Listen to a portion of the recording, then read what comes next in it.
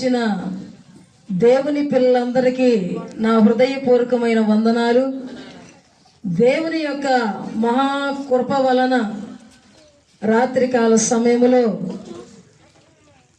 పాత సంవత్సరానికి 2025 సంవత్సరానికి వీడుకోలు చెప్పి కరెక్ట్గా 12 గంటలకి నూతన సంవత్సరానికి వెల్కమ్ కలిపి పిలిచాం. దేవుని స్తోత్రం, హల్లెలూయా. పాత సంవత్సరానికి గుడ్ బై చెప్పి నూతన సంవత్సరానికి ఆహ్వానం పలికాం. పాత బుద్ధికి గుడ్ బై చెప్పి కొత్త బుద్ధికి ఆహ్వానం పలికామా? ధన్యులం అవుతాం 2026 సంవత్సరంలో.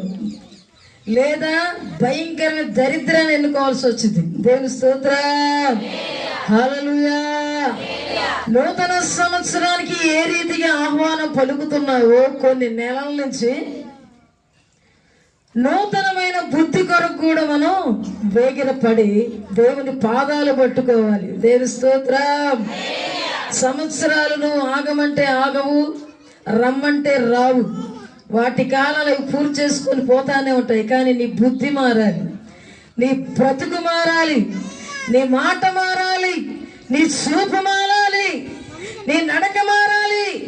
నీ జీవితం మారినప్పుడు పరలోకమందున పరిశుద్ధాత్మ దేవుడు సంతోషపడతారు. అది ఆయనకి నూతనమైన సంవత్సరం. దేవుని స్తోత్రం. ఎప్పుడైతే ఆయన పిల్లలు నూతనమైన జీవితాన్ని జీవిస్తారో పాతవి గతించెను, ఇదిగో నూతనమైనవి ప్రారంభించబడిన వాక్యం సెలవిస్తుంది. ఎవరైతే పాత రోత బతుకుని విడిచిపెట్టేసి పరిశుద్ధమైన జీవితాన్ని జీవిస్తారో వారిని చూసినప్పుడు నా ప్రభు అయిన యేసు క్రీస్తు ప్రభుల వారికి, నీ ప్రభు అయిన యేసు క్రీస్తు ప్రభుల వారికి సంతోషముతో కూడిన సంవత్సరం అదే. దేవుని స్తోత్రం. కాబట్టి ప్రియమైన దేవుని బిడ్డ, మన బుద్ధి మారాలి, మన మనస్సు మారాలి, మన చూపు మారాలి, మన బ్రతుకు మారాలి. అది నూతనమైన జీవితం. నూతనమైన జీవితం కోసం ఎదురు చూస్తున్నాడు మన ప్రభుని యేసుక్రీస్తు ప్రభుల వారు. దేవుని స్తోత్రం. పాత బుద్ధిని అనగా రోత బుద్ధిని, పాపిష్టి బ్రతుకుని ఎవరైతే ఒప్పుకొని విడిచిపెట్టేసి మంచి మనస్సాక్షి కలిగి ఉంటారో వారి జీవితాలను చూసిన దేవుడు ఆనందపడతారు. నూతన సంవత్సరం రాగానే ఎగిరి గంతులేసి, గిప్పు గంతులేసి, ఆ గంతులేసి, ఈ గంతులేసే వాళ్ళని చూసి కదా ఆనందపడేది ప్రభువైన యేసుక్రీస్తు వారు. పాపములు ఎవరైతే ఒప్పుకొని విడిచిపెట్టి నూతనమైన జీవితంలో అడుగు పెడతారో వారిని చూసి సంతోషపడతాడు నా దేవుడు. హల్లెలూయా. ఆ బుద్ధితో ఎవరైతే ఉంటారో వారికి 2026 సంవత్సరంలో మొదటి రోజే చెప్పలేని ఆనందం ఉంటుంది. దేవుని స్తోత్రం. గుడిసేటి గుణం మారకుండా ఎంత నూతన సంవత్సరం అడుగు పెడితే మాత్రం ఉంటుందా ఆనందం? ఉంటుందా? ఉండదుగా. ఏదో వచ్చిందని హ్యాపీ న్యూ ఇయర్ అంటాం అంతే. నీ బుద్ధి మారకపోతే పాత ఈరే బుద్ధులే ఉంటాయి నీలో. ఈరే మారింది, నీ బుద్ధే మారల. దేవుని స్తోత్రం. కాబట్టి నీ బుద్ధి మారిందనుకో, దేవునికి ఇష్టమైన బుద్ధి ఉందనుకో, నీకు ఎన్ని సంవత్సరాలు పోయినా నీలో ఉన్న సంతోషాన్ని ఏ దుష్టుడు తీయలేడు. దేవుని స్తోత్రం. హల్లెలూయా. ఏంటబ్బా ఎక్కినకాయ తిట్లు అనుకుంటున్నారా? ఈ తిట్లు కాదండి, దేవుడు ప్రేమతో ఇస్తున్న మంచి హెచ్చరిక మాటలు, మీకు మేలుకరమైన మూటలు. దేవుని స్తోత్రం. హల్లెలూయా. సరే, దేవుడు మనతో వాక్యంతో మాట్లాడే ముందు ప్రేరేపణ కలిగింది ఒక పాట పాడమని మీరు ఉత్సాహంగా చప్పట్లు కొడుతూ ప్రభువుని ఘనపరచండి. హల్లెలూయా, హల్లెలూయా. పేట కొట్టే బాబు ఎక్కడున్నా సరే చక్కగా రావాలి. దేవుని స్తోత్రం. హల్లెలూయా. మీరు చక్కగా చప్పట్లు కొడితే పాట వస్తే నాతో పాటు స్వరం కలుపుతూ ప్రభుని ఘనపరిస్తే నా ప్రభు ఎంతో సంతోషపడి పాటల ద్వారా స్తుతించిన ప్రతి బిడ్డని దీవిస్తాడు యేసయ్య. హల్లెలూయా, హల్లెలూయా. నా కోరిక నీ ప్రణాళిక పరిమళించాలని, నా ప్రార్థన విజ్ఞాపన నిత్య మహిమలో నిలవాలని, నా కోరిక నీ ప్రణాళిక పరిమళించాలని, నా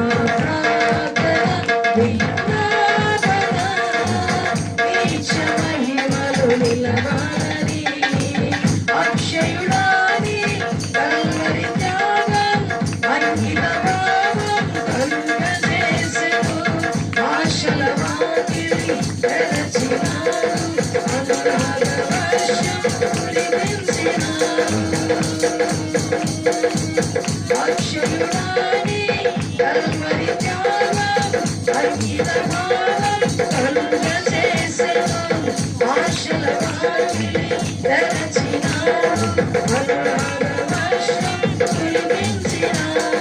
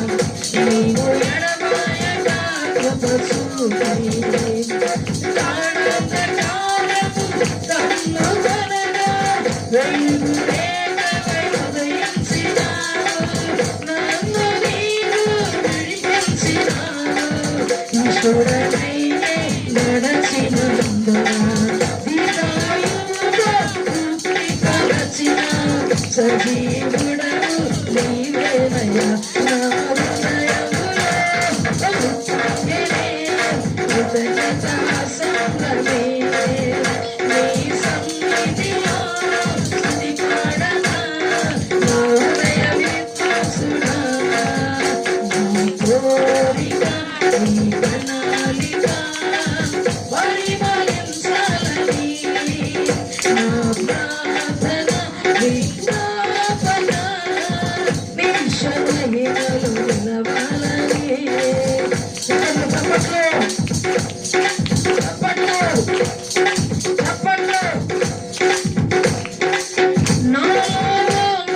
విశ్వాసవరము తోడయ్యో నది వాగ్దాన బలము ధైర్యపరచి నడుపుచున్నవి విజయ శిఖరపు దిశగా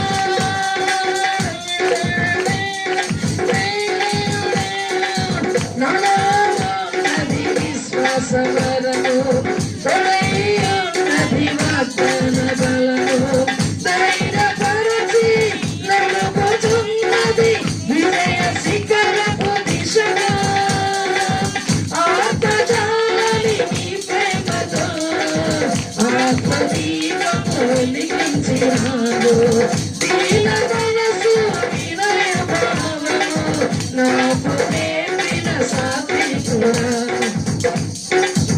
నా హృదయములో ఉప్పొంగెనే కృతజ్ఞతా సంద్రమే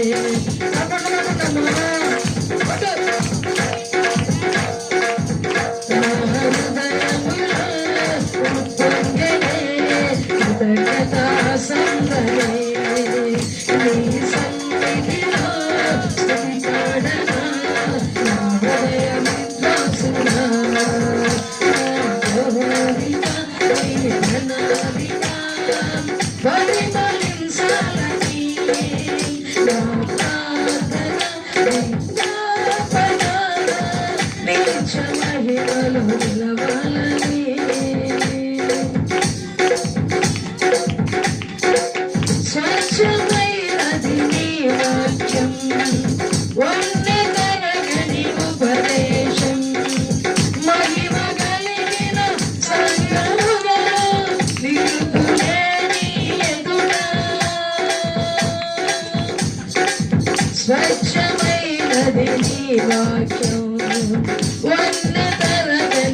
ఉపదేశం మహిమ కలిగిన సంగములను నిలుపునే నీ ఎదుట సిగ్గుపరచదు నన్నెన్నడు నీలో నాకున్న నిరీక్షణ వేచి ఉన్నాను నీ కోసమే సిద్ధపరచును సంపూర్ణ సిగ్గుపరచదు నన్నెన్నడు నీలో నాకున్న నిరీక్షణ వేచి ఉన్నాను నీ కోసమే సిద్ధపరచము సంపూర్ణ నీ హృదయములో నాకున్నది చక్కటి స్థానము నీ సన్నిధిలో స్తుతి పాడనా నా హృదయ విద్వాంసుడా నా కోరిక నీ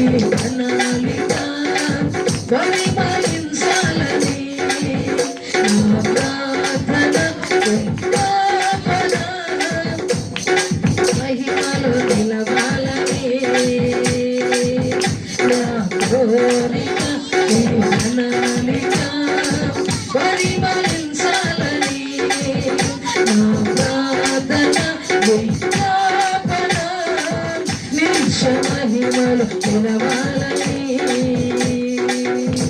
హల్లెలూయా హల్లెలూయా హల్లెలూయా హల్లెలూయా.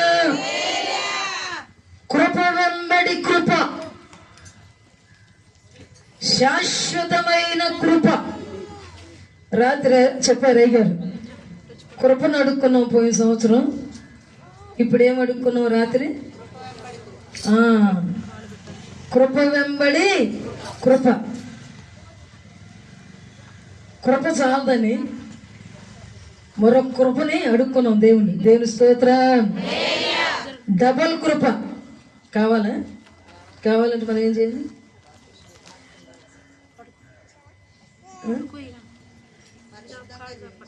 దేవుని స్తోత్రం. హల్లెలూయా హల్లెలూయా హల్లెలూయా.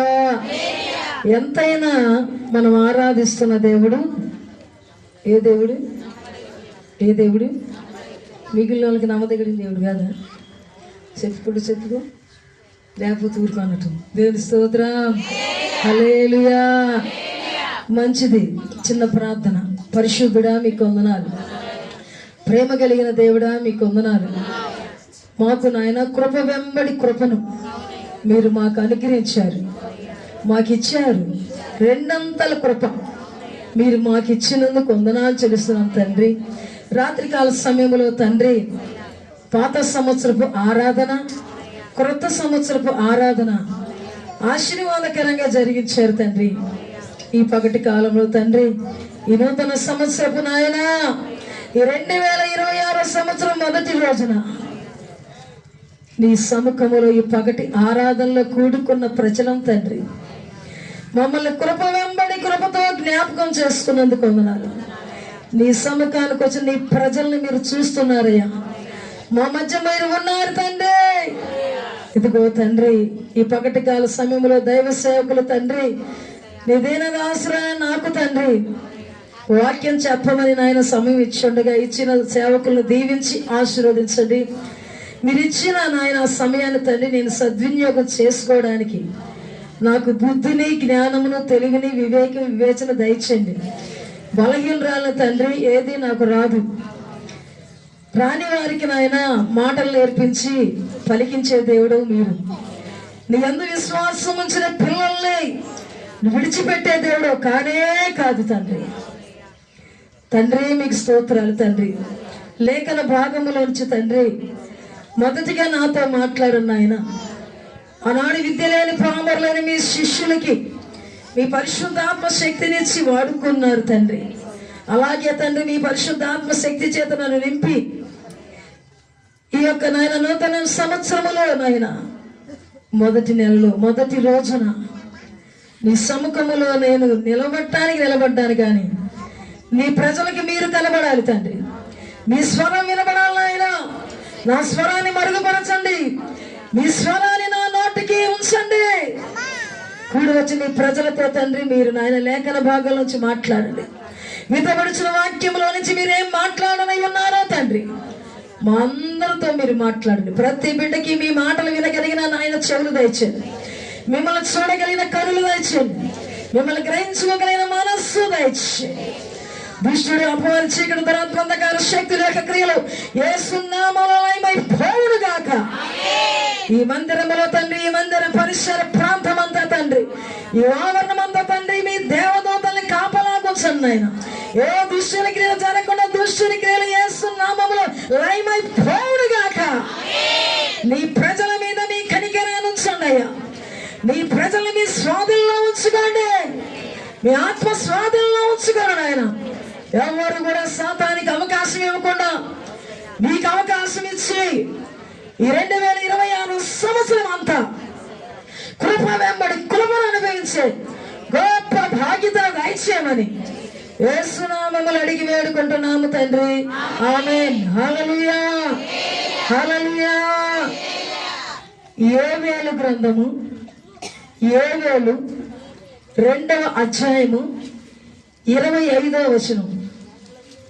యోవేలు 2వ అధ్యాయము 25వ వచనం. మీరు కడుపారా తిని తృప్తి పొంది మీ కొరకు వింత కార్యములను జరిగించిన మీ దేవుడైన యెహోవా నామమును స్తుతించినట్లు నేను పంపిన మిడతలను, గొంగలి పురుగులను, పసర పురుగులను, చీడ పురుగులను అను నా నామ సైన్యమును తినివేసిన సంవత్సరముల పంటను మీకు మరలా ఇత్తును. దేవుని స్తోత్రం. హల్లెలూయా. తినివేసిన సంవత్సరముల పంటను, తినివేసిన సంవత్సరముల పంటను మరలా మీకు తిరిగి ఇస్తానని దేవుడు వాగ్దానం చేస్తాడు. దేవుని స్తోత్రం. పసల పురుగులు, గొంగల పురుగులు, ఇంకేం పురుగులమ్మా? మిడతలు, చీడ పురుగులు, గొంగల పురుగులు, నానా రకాలైనటువంటి నాశనం చేసే పురుగుల్ని దేవుడు మన మీద పంపించాడంట ఒకప్పుడు. ఇప్పుడు 2025 సంవత్సరం దాకా తినేసినాయి. అవి వచ్చి మన కుటుంబాలని, మన పంట పొలాల్ని, మన ఆస్తుల్ని, మన పిల్లల్ని, మనకు బంధువర్గాన్ని, మనల్ని నాశనం చేసేలాగా దేవుడే వాటికి ఆజ్ఞాపించాడంట.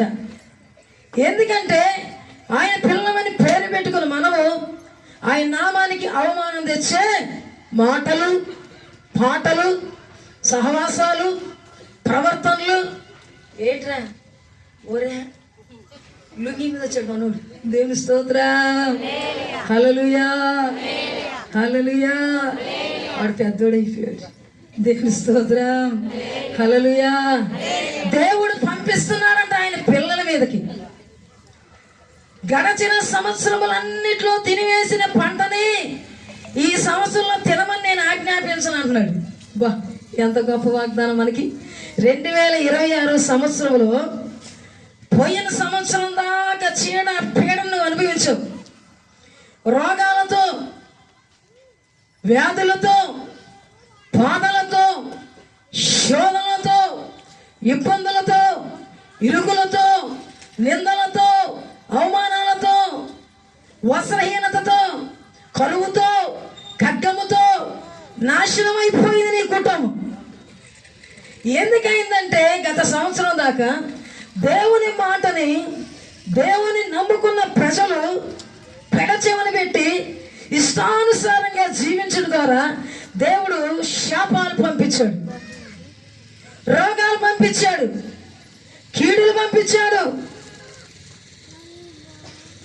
నా ప్రజలు నా మాట వినకుండా నాకు విరుద్ధంగా జీవిస్తున్నారు కాబట్టి పసల పురుగులారా, మిడతలారా, గొంగల పురుగులారా, నాశనం చేసేటువంటి, రోగాలు పెట్టేటువంటి, ప్రతి విధమైనటువంటి కీడులు కలిగించేటువంటి నాశనాన్ని తెచ్చిపెట్టేటువంటి తెగుళ్ళారా నా ప్రజల మీదకి మీరు వెళ్ళండి, ఎందుకంటే నా మాటను నా ప్రజలు ధిక్కరించారు, పెడచెవి పెట్టారు, నా మాటలు చులకనగా తీసుకున్నారు, నా సన్నిధంటే లెక్కలేదు, నన్ను పరిపాలేశారు, నా రీతిలో సామర్థ్యం నాకు కనబడింది కాబట్టి వారి కుటుంబం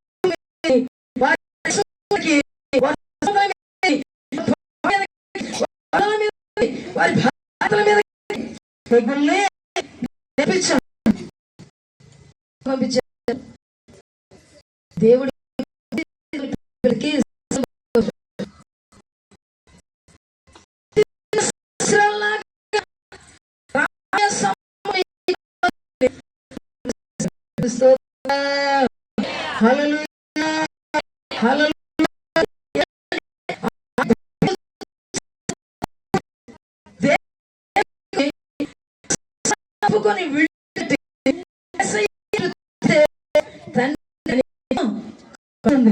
మన దేవుడు కరుణా వాత్సల్యత కలిగిన దేవుడు.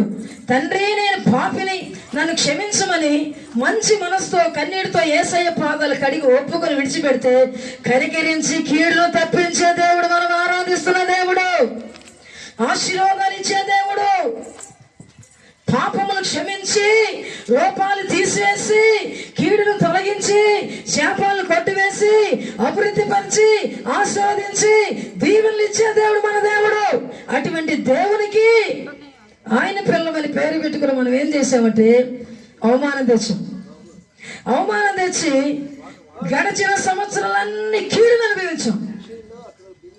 అది చూసిన దేవుడు ఏం చేశాడంటే ఆయన పిల్లకి హెచ్చరిస్తున్నాడు, ఇప్పటికైనా నీ తప్పు నువ్వు తెలుసుకొని నా సన్నిధిలోకి వచ్చి నీ ప్రతి పాపములను ఒప్పుకొని విడిచిపెడితే నా కనికరం మీ మీదకి పంపిస్తాను. ఏ పురుగైతే నీ పంట పొలాల్ని, ఏ వ్యాధి అయితే నీ కుటుంబంలో జొరబడి నీ శరీరాన్ని నాశనం చేసిందో వాటన్నిటికీ నేను ఆజ్ఞాపిస్తున్నాను. దేవుని స్తోత్రం. మరలా ఇంటిలోకి నువ్వు వెళ్ళదు రోగమా, ఆ శరీరంలోకి వెళ్ళదు రోగమా, ఆ పంట పొలాలని పాడు చేయొద్దు, మిడతల్లారా, పసర పురుగులారా, గొంగళ పురుగులారా అని నేను ఆజ్ఞాపిస్తాను. దేవుని స్తోత్రం. పాడైపోయిన జీవితాలను బాగు చేస్తాను, శపించబడిన జీవితాన్ని ఆశీర్వాదకరంగా మలుస్తాను. ఎప్పుడైతే దేవుని తట్టు ఎప్పుడైతే మనం తిరుగుతామో, ఎప్పుడైతే మన లోపాలు పాపాలు దేవుని సన్నిధిలో ఒప్పుకొని విడిచిపెడతామో, దేవుడు కోల్పోయిన దానికంటే శ్రేష్టమైన దీవెనలు ఈ 2026 సంవత్సరంలో దేవుడు ఇవ్వబోతున్నాడు అంట. దేవుని స్తోత్రం. హల్లెలూయా. తినివేసిన సంవత్సరముల పంటను మరలా మీకు ఇస్తాను.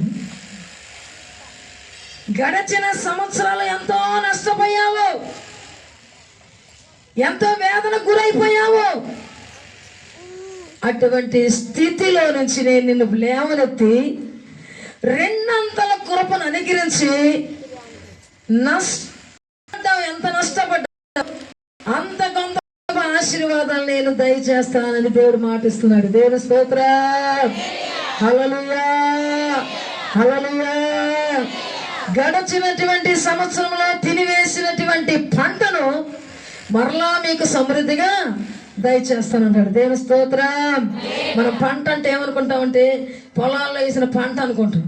మనం రోగం అనుకుంటే ఏమనుకుంటామంటే శరీరానికి వచ్చిన జబ్బు ఏమనుకుంటాం.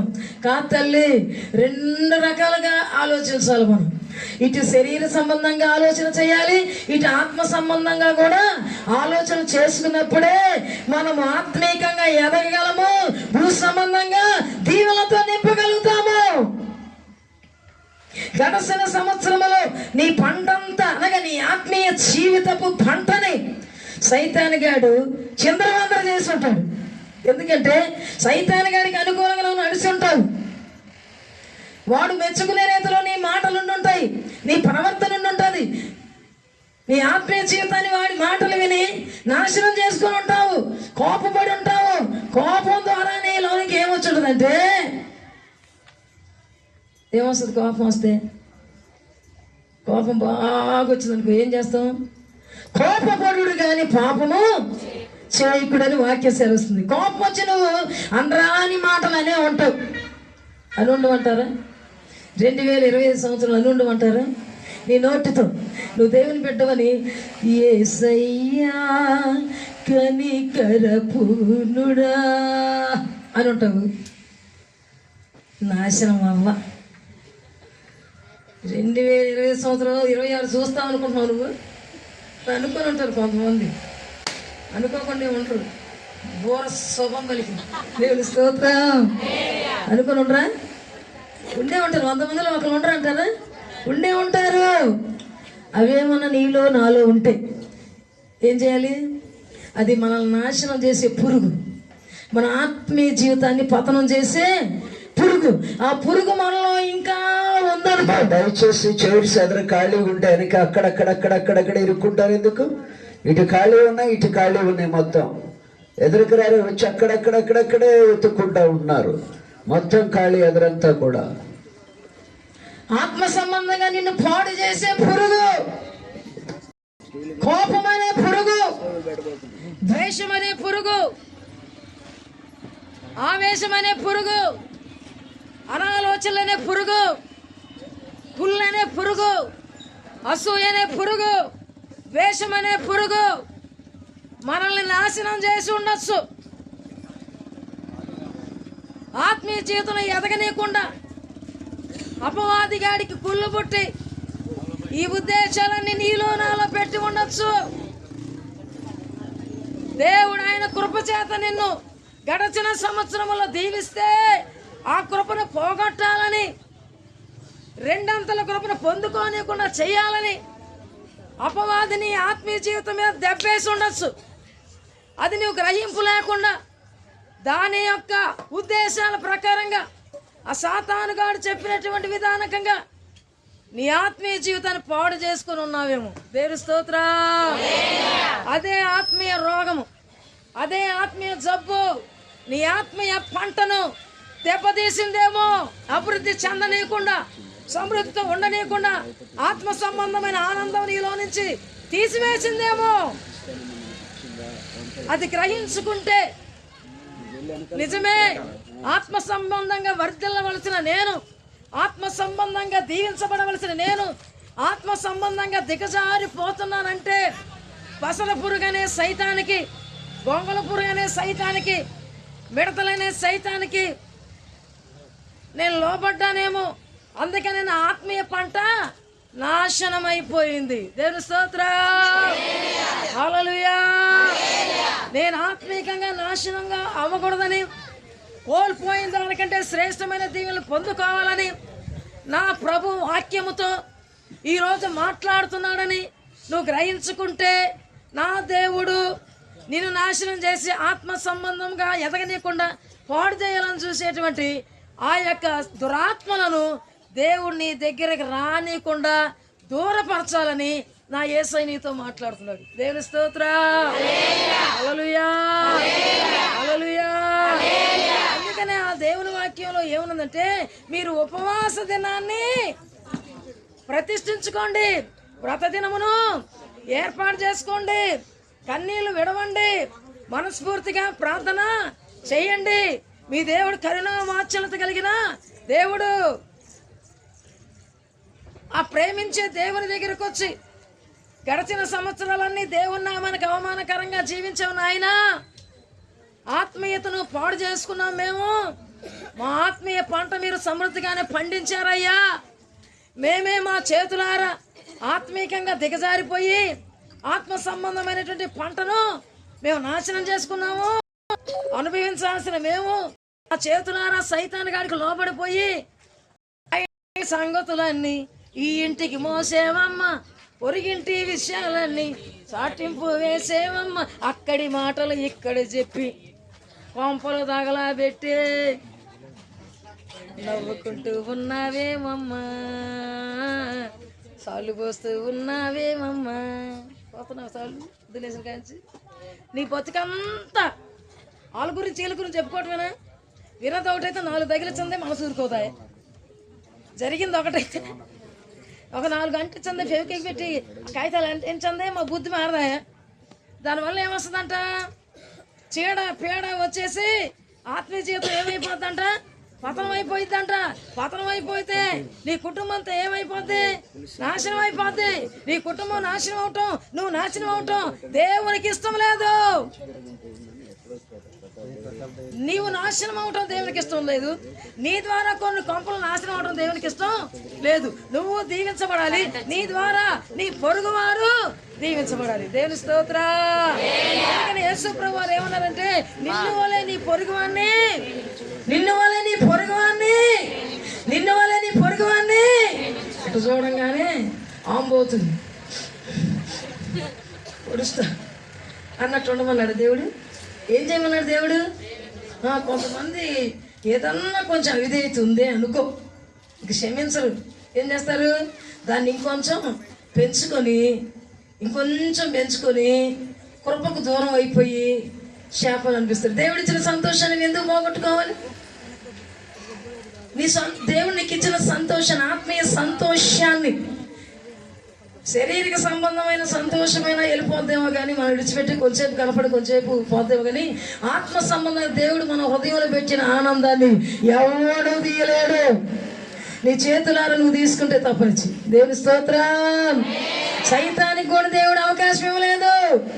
సైతానికి అవకాశం వచ్చిందంటే నీ చేతులారా సైతాన్ చేతులకు నువ్వు వెళ్ళబట్టే నీలో ఆత్మీయ సంతోషం పారిపోయి నీ బ్రతికంతా ఎంత వాక్యం విన్నా, ఎన్ని పాటలు విన్నా, ఎన్ని సాక్ష్యాలు విన్నా, ఎంత ప్రార్థన చేసినా నీ బ్రతికి ఎలాగుందంటే, ఎక్కడ వేసావు కొంగలి అంటే నువ్వు వేసిన చోటే ఉన్నాను కానీ అంగుళం కూడా కదలేదు అయ్యగారు అంటుంది. దేవుని స్తోత్రం. ఆ స్థితిలో నుంచి, ఆ గతిలో నుంచి నా దేవుడు లేవనెత్తి ఆశీర్వాదకరమైన స్థానంలో నిలబెట్టాలని ఈ రోజు నీతో మాట్లాడుతున్నాడు. దేవుని స్తోత్రం. పసరపురికి అవకాశం ఇస్తున్నావా? గోగలపురికి అవకాశం ఇస్తున్నావా? మిడతలు అనేటువంటి సైతానిగాడికి అవకాశం ఇస్తున్నావా?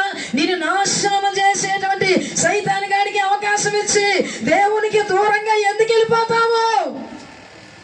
ఆ నాశనం చేసే సైతానిగాడి చేతిలోంచి నువ్వు బయట పడాలంటే నిన్ను బయటికి లాగే యేసయ్య సహాయం నీకు కావాలి. తండ్రి, నీకు అవమానం జీవించి కృపను పోగొట్టుకున్నాను, ఆశీర్వాదాలు పోగొట్టుకున్నాను, శాపకాన్ని జీవితాన్ని గ్రహించుకున్న వ్యక్తివైతే ఈరోజు దేవుని పాదాలు పట్టుకుని, ప్రభువా కోల్పోయిన కృప, కోల్పోయిన ఆత్మీయ పంట, శ్రేష్టమైనటువంటి ఆశీర్వాదాలు మరలా నాకు దయచేయి ప్రభువా. నువ్వు వాగ్దానం ఇచ్చావు కదా నాయన, నువ్వు వాగ్దానం ఇచ్చావు కదా, తినివేసిన సంవత్సరముల పంట నేను మీకు మరలా దయచేస్తాను కదా తండ్రి. ఈ 2026 సంవత్సరములో ఈ మొదటి నెలలో, ఈ మొదటి రోజున నీ పాదాల దగ్గర నేను వచ్చానయ్యా. ఎంతైతే ఆత్మీయ జీవితాన్ని కోల్పోయానో, ఎంతైతే శారీరకంగా బలహీనపడ్డానో, ఎంతైతే ఆర్థికంగా నలిగిపోయానో, కోల్పోయిన వాటికంటే శ్రేష్టమైనటువంటి దీవెనలు ఇస్తానని వాగ్దానం చేసిన దేవుడా, ఈ 2026 సంవత్సరంలో నాకు దయచేయి తండ్రి, దయచేయి ప్రభువా. నా అపరాధాలు, నా పాపాలు క్షమించు తండ్రి. నూతన సంవత్సరం ఏ రీతిగా నాయన వచ్చిందో 2025 సంవత్సరం తరుముకొని ఏ రీతిగా 2026 సంవత్సరం వచ్చిందో ఆ రీతిగా నాలో ఉన్న పాపపు బుద్ధి, లోపాలు, దోషాలు, శాపాలు, కీడులు, అవిధేయతలు తీసివేయి ప్రభువా.